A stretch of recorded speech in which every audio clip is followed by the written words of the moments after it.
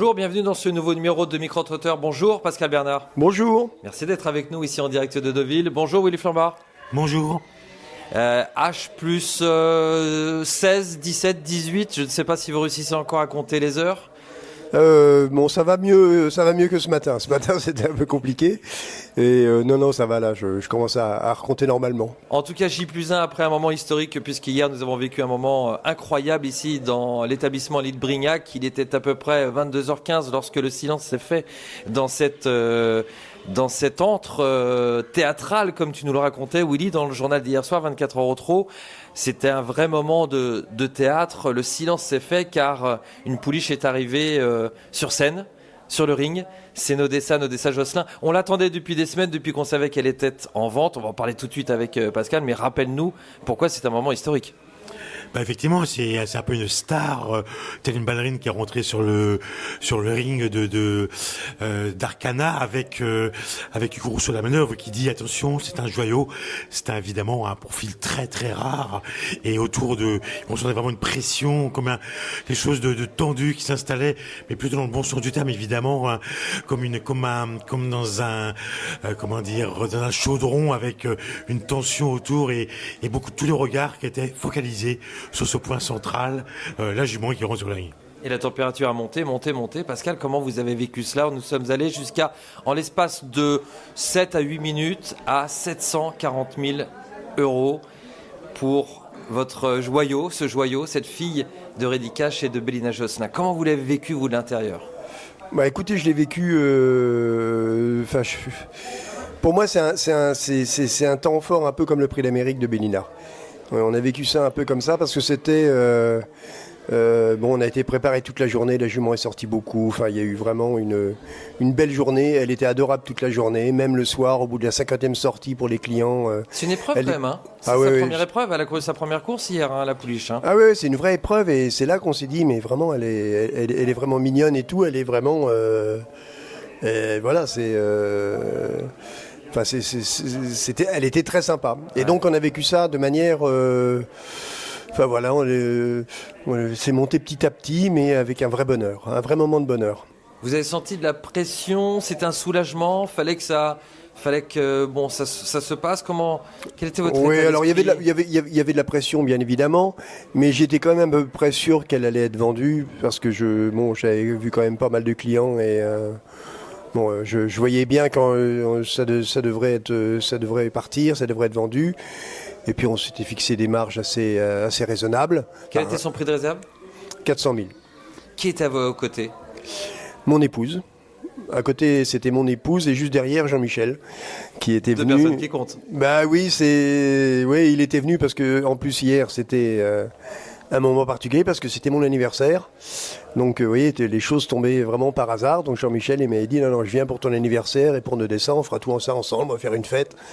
Donc, voilà. Donc, j'avais Jean-Michel dans le dos qui m'a aidé parce qu'il disait toujours 2-3 trucs pour me détendre. Donc, c'était assez sympa. Jean-Michel, c'est bien sûr Jean-Michel Bazir. Jean-Michel qui fait partie intégrante de l'histoire des Josselin, puisque, en fait, vous avez proposé sur la place publique la quintessence du trot français.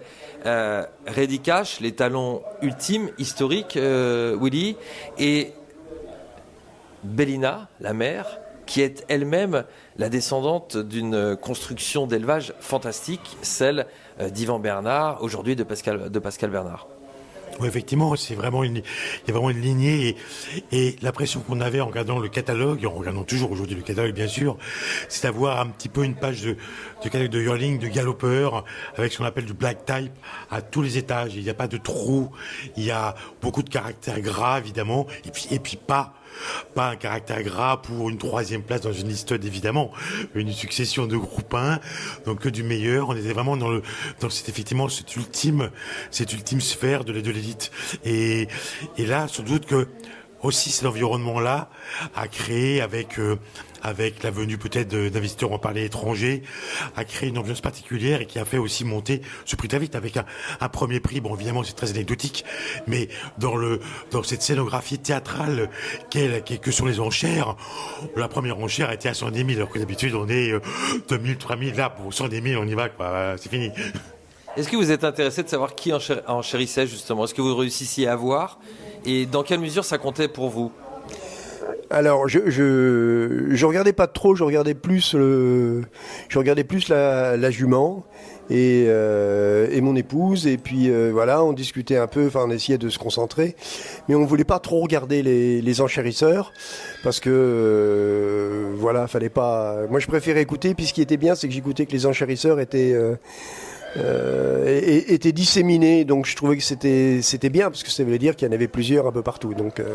À lire ce soir dans 24 heures au trot, daté donc du jeudi 29, nous sommes le combien 29 août, c'est ça, merci.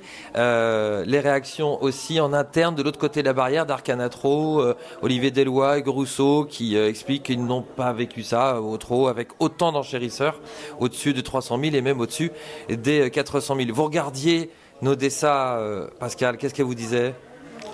Bah, elle était contente, en fin de compte, elle regardait tout le monde, elle se disait tiens c'est bien ici. C'est cool. Ouais, il y a plein de monde. Une attitude assez étonnante eu égard à l'émulation qu'il y avait dans cette salle. Ouais, et puis on était quand même à 22, enfin il était plus de 22h30 quoi. C'est la jument, elle était partie du haras le matin en camion à 7h, arriver ici à 9h, sortir 60 fois dans la journée. Et puis enfin voilà, c'est une journée énorme pour elle et elle était toute mignonne, gentille, elle n'avait pas l'air défraîchie. Enfin, j'ai trouvé qu'elle était assez extraordinaire, ouais. Reparlons du legs qu'elle représente. Vous disiez hier, je me replonge 50 ans en arrière, pardon. Et qu'est-ce que vous avez vu donc 50 ans en arrière ? Bah 50 ans en arrière parce que c'est une histoire assez étonnante, c'est qu'il y a 50 ans, mon père a commencé l'élevage et donc s'est donc installé au haras du Bois-Josselin et a recruté il y a 50 ans, il y a 45 ans à peu près, Monsieur Fouilleul père, qui est donc le père de Didier, qui aujourd'hui a pris la succession de son père pour s'occuper du haras du Bois-Josselin, et moi j'ai pris la succession de mon père pour continuer l'élevage des Josselins. Donc c'est une vraie histoire familiale à tous les niveaux. Et puis l'histoire familiale, elle vient aussi de Kézira à l'époque, qui a fait les Iras, qui elle a fait Bélina, qui elle a fait pour l'instant déjà aussi Lisa, et toutes ces juments-là, les Iras étaient semi-classiques, Bélina bien sûr classique, Lisa classique.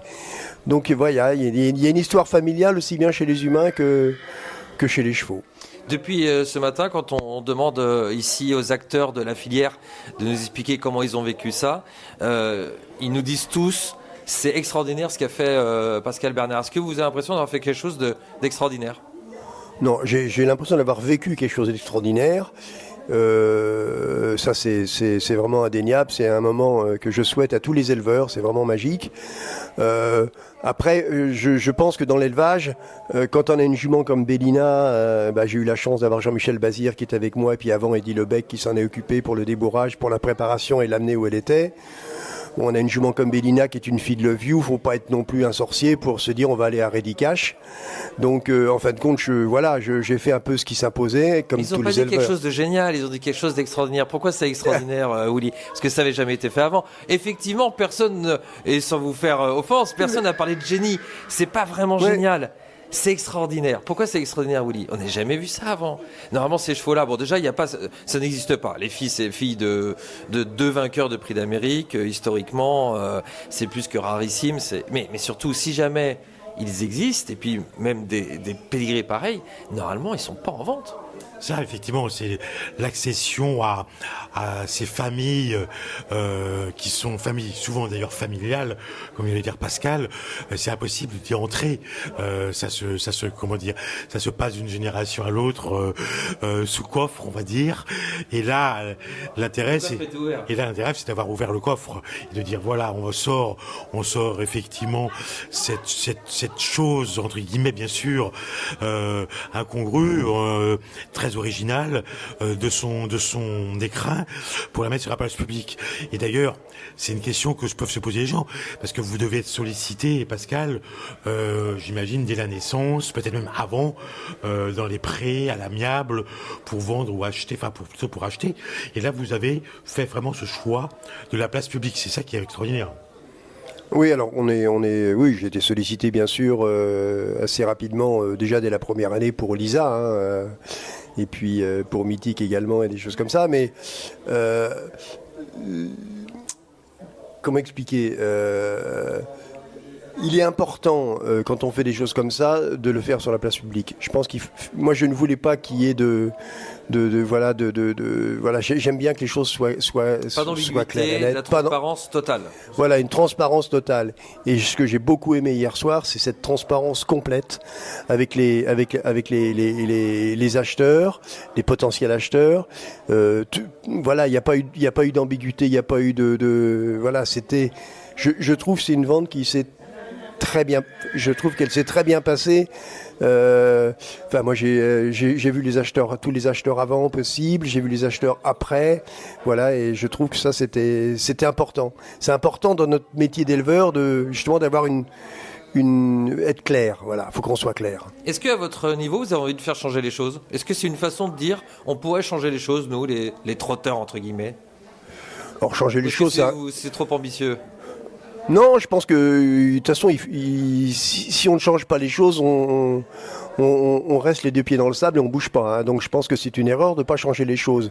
Un des meilleurs exemples est quand même la vente qui a eu lieu mardi soir d'Arcana concernant les chevaux étrangers, où on a quand même entendu à droite et à gauche des réactions qui étaient, je vais dire, mitigées, ou des gens qui trouvaient que c'était pas bien. Il y a des gens qui étaient contre même. Voilà, il y a des gens qui trouvaient que c'était pas bien. Il faut prendre des positions. Je trouve que c'est une très bonne initiative. Et si hier, pour la vente de notre auteur Prestige, il y a eu autant de ventes avec autant de prix, ils sont certainement dus aussi à tous les étrangers qui hier ont enchéri et ont permis à tous les éleveurs français certainement de mieux vendre leurs chevaux. C'est une réaction qui nous a été développée aujourd'hui, effectivement, au lendemain, par des éleveurs et des vendeurs. C'est dire, ça peut me servir d'exemple, parce que justement, finalement, on n'avait pas de repères par rapport à ce genre de produits, de profil. Et là, on se rend compte qu'avec de l'exceptionnel, le résultat peut aussi effectivement être exceptionnel, justement en jouant dans ce que vous dites, dans cette forme de transparence totale. Oui, tout à fait. Et là, il y a comme une nouvelle perspective qui se propose. Oui, tout à fait. Je pense que c'est et on le voit, les étrangers qui sont arrivés hier, qui venaient des États-Unis, qui venaient de Suède, c'est des gens qui, il y en a beaucoup qui découvraient Deauville, qui disent mais attendez, c'est magique ici. On a vu des enfants arriver chez Disneyland. Hein. Ah mais tout à fait. Moi je les ai vus. Des lunettes dans les. Mais ils nous disaient mais on va venir tous les ans. Ouais. On va venir juste. Voilà, et quand ils viennent tous les ans, ils profitent de Deauville, ils sont dans un bel hôtel, ils vont dîner avec les copains, ils viennent voir des beaux chevaux. Qu'est-ce qu'ils font? Ils repartent avec un cheval. Et l'éleveur, il est content parce que ce sont des gens, comme ils se déplacent de loin, c'est des gens qui ont un peu de moyens. Et ça permet aux chevaux d'être vendus plus cher et donc à tous les éleveurs de profiter de cette manne étrangère. Est-ce que vous avez dû faire ça plus tôt dans votre vie, Pascal? Vous avez été restaurateur très longtemps. Ça a fermé, vous avez arrêté depuis peu de temps, vous avez cédé votre établissement il y a peu de temps, quelques mois. Oui, il y a quelques mois, effectivement, j'ai vendu mon établissement à Boulogne il y a 4 mois maintenant pour me consacrer vous maintenant. Vous êtes complètement investi depuis 6-7 ans? 8 ans. Ah non, je suis pas. J'étais quand même énormément pris par vos affaires, par mon activité de restaurateur. C'était une grosse brasserie, pas mal de personnel, ouvert 7 sur 7. Voilà, je fais pas de dessin, les gens connaissent. Mais avec des problématiques proches de celles des courses. Avec des problématiques de personnel, de recrutement qui sont assez compliquées. Plus quand même, on s'est quand même retrouvé 15 mois fermés à cause du Covid, ce qui n'arrange quand même pas trop les affaires économiques des restaurateurs. Donc oui, j'étais quand même très très pris pour mon activité, mais bon, j'avais la chance d'avoir une superbe équipe au Haras qui jouait le jeu à fond et qui m'ont aidé, ils m'ont tous aidé et même un peu ils m'ont formé aussi parce que c'était pas mon métier. Donc moi je suis arrivé dans cette activité en 2007 quand mon père a décidé d'arrêter. Papa il m'a donné les clés, il m'a dit voilà, c'est à toi. J'ai pas eu une formation Papa n'était pas un formateur, voilà, c'est pas lui qui allait me former. C'était son truc à lui. Oui, c'était son truc, c'était sa vie, voilà. Et puis c'était un homme d'affaires, donc il a toujours travaillé. Voilà, c'était lui. Et puis nous, on avait notre vie à côté. Et voilà, moi j'ai pas souvenir d'être venu avec mon père à cette époque-là au haras. Enfin, c'était Sacha, son haras gardé un peu.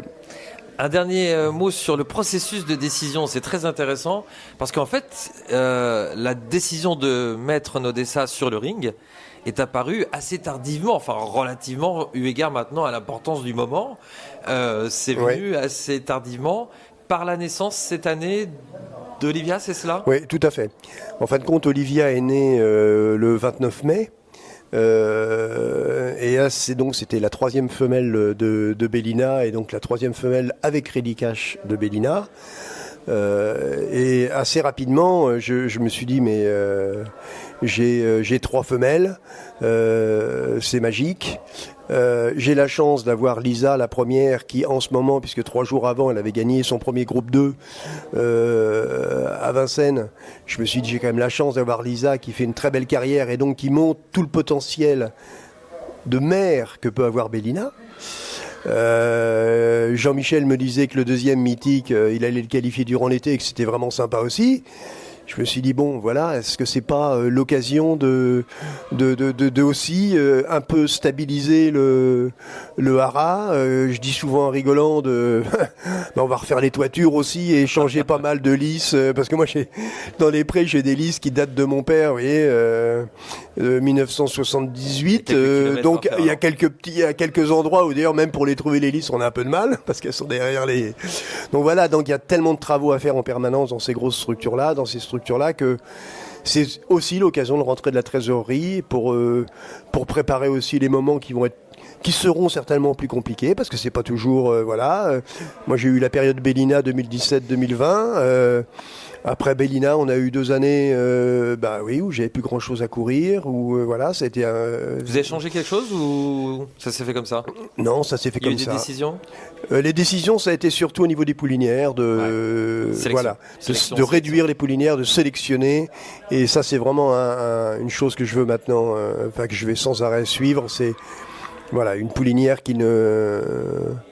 Alors une poulinière qui est moyenne. Je préférais la vendre ou la donner à quelqu'un, mais voilà, il faut qu'on fasse faut qu'on fasse du haut de gamme. Il faut qu'on fasse du haut de gamme pour sortir du haut de gamme avec des étalons haut de gamme.